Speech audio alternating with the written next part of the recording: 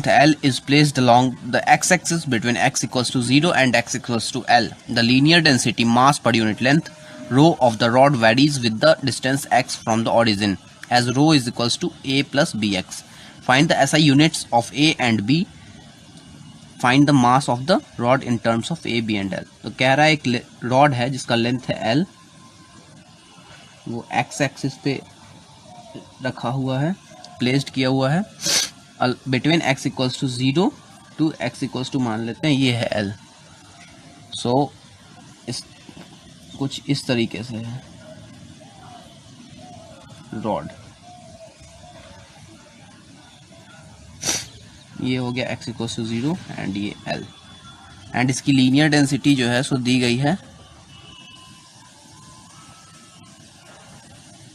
rho is equals to a plus bx, where x is the distance position on the x-axis. So अब इसका निकालना है हमें कि ऐसा यूनिट a और b का निकालना है. तो according to the principle of homogeneity in dimensions, तो रो जो है सो मास पर यूनिट लेंथ है. सो मास पर यूनिट लेंथ m/l लिख सकते हैं डायमेंशन इसका. तो a का भी वही डायमेंशन होगा प्लस b का भी वही डायमेंशन होगा एंड x का हो जाएगा l. और ऐसा यूनिट की बात हो रही है तो इसको ऐसा यूनिट में हम लोग कन्वर्ट कर देंगे. m का होता है kg, l का होता है मीटर, a वैसे ही रह जाएगा एंड b एंड यहाँ पे metre.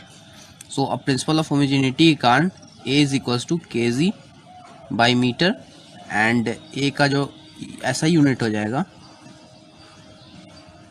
Unit of A is equals to kg पर मीटर और B का जो होगा सो हो जाएगा kg by meter square. Therefore SI unit of B is equals to kg पर meter square. B, find the mass of the rod in terms of a, b and l. तो कह रहा है कि इस पूरे रॉड का मास निकालना है ए, बी एंड एल के टर्म्स में, एक्स को आइसोलेट करते हुए, ठीक ना. तो सपोज ये सिंस की इसकी लीनियर डेंसिटी दी गई है इस रॉड की जो कि लेंथ के साथ वैरी कर रही है पोजीशन के साथ. तो सपोज एक्स डिस्टेंस के दूरी पे जाके हम लोग एक डी एक्स विड्थ का एलिमेंट लेते हैं एंड इसका जो मास होगा डिफरेंशियल मास काफ़ी कम होगा, उसको dm मान लेते हैं. सो रो जो होगा dm बाई एंड इसकी जो डेंसिटी होगी सो dm बाई dx होगी बिकॉज इसकी विड्थ dx की है, is equals to a plus bx की होगी. एंड नाउ इसको अब हम लोग इंटीग्रेट करेंगे. dm is equals to a dx plus bx dx. Integrate करेंगे 0 टू m एंड इस दोनों को इंटीग्रेट करेंगे 0 टू l तक. सो यहाँ m हो जाएगा and a x 0 to l. Similarly b x square by 2 0 to l. तो a l इधर and b l square by 2. So it will be the mass of the complete rod in terms of A, B and L. The momentum P of a particle changes with time t according to the relation dp by dt is equals to 10 Newton plus 2 Newton per second t. If the momentum is 0 at t is equals to 0, what will be the momentum at t is equals to 10 second? Solution. Since हम जानते हैं according to the Newton's laws of motion, second law जो होता है Newton का, उसमें force जो होता है so d p by d t it means की rate of change of momentum होता है. सो उसी पे हमें काम करना है. पहले हम क्या करेंगे, एक जनरल फॉर्म निकाल लेंगे इसका and then t is equals to 10 second put करके वैल्यू निकाल देंगे. D p by d t is equals to 10 newton plus 2 newton per second t. D p is equals to 10 d t plus 2 t d t. इसको integrate कर देंगे 0 to p. So p is equals to इसे भी integrate कर देंगे तो 0 to t कर देते हैं अभी 0 to t. so 10 t 0 to t and 2 t square by 2, so t square हो जाएगा 0 t, so 10 t plus t square, इसका एक जनरल फॉर्म आ गया। And at t is equals to 10 second पे p जो होगा 10 इंटू 10 प्लस 10 का square, so 100 plus 100 is equals to 200 kg meter per second. The changes in a function y and the independent variable x are related as dy by dx equals to x square. Find y as a function of x. Solution. Since दे रखा है कि x जो है सो independent variable है, इसके change होने पे y change होगा इसके अकॉर्डिंग, एंड इन दोनों के बीच जो एक relation dy by dx equals to x square. So अब हमें y as a function of x निकालना है। So dy is equals to x square dx, and now इसे इंटीग्रेट कर देंगे। सिंस ये इनफाइनाइट इंटीग्रेशन इसलिए लिमिट नहीं लगेगा। So x cube by 3 plus c, because c is a constant since infinite integration है इसलिए।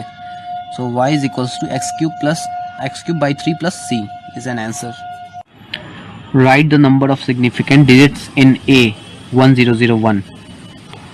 सो नंबर ऑफ सिग्निफिकेंट डिजिट्स, तो 1001 में सिंस ये दो नॉन ज़ीरो नंबर्स एंड के बीच में 2 ज़ीरो हैं, तो ये दोनों सिग्निफिकेंट होंगे, तो 4 सिग्निफिकेंट डिजिट्स हो जाएंगे। D number of significant digits इन 100.1। तो इसमें भी सिमिलरली वैसे ही डेसिमल पोर्शन में जो ट्रेलिंग ज़ीरोज़ होते हैं बस वो सिग्निफिकेंट होते हैं, बस इसमें तो वो नहीं दिया गया है, सो 4 इसमें भी हो जाएंगे। C number of significant digits in 100.10।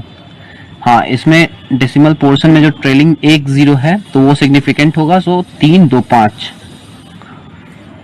D number of significant digits in 0.001001 is equals to, since decimal portion में यहाँ पे ट्रेलिंग ज़ीरो नहीं है, स्टार्टिंग में ज़ीरो है, तो ये दोनों इनसिग्निफिकेंट हो जाएंगे, बाकी सारे सिग्निफिकेंट्स, तो 1 2 3 and 4। A meter scale is graduated at every millimeter. How many significant digits will be there in a length measurement with this scale?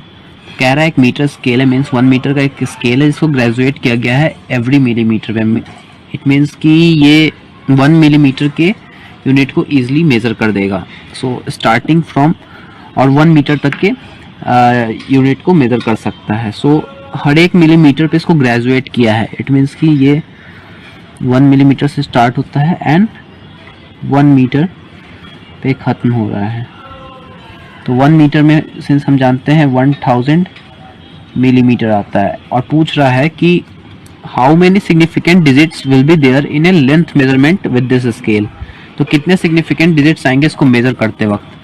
तो ये 1 मिलीमीटर को मेज़र करेगा, ये 1 सेंटीमीटर को भी मेज़र करेगा। इट मीन्स कि 2 डिजिट में हो जाएंगे 10 मिलीमीटर।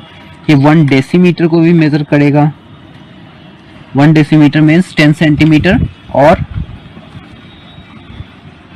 100 मिलीमीटर, और ये 1 मीटर को भी मेज़र करेगा। इट मीन्स कि 1000 मिलीमीटर। सो इसमें टोटल जो सिग्निफिकेंट डिजिट्स होंगे वो 4 होंगे। 1 मीटर को मेज़र करते वक्त 1 डिजिट आएगा, 1 सेंटीमीटर को मेज़र करते वक्त 2 डिजिट्स आएंगे, 1 डेसीमीटर को मेज़र करते वक्त 3 डिजिट्स आएंगे, एंड 1 मीटर को मेज़र करते वक्त 4। तो आंसर जो होगा इसका वो होगा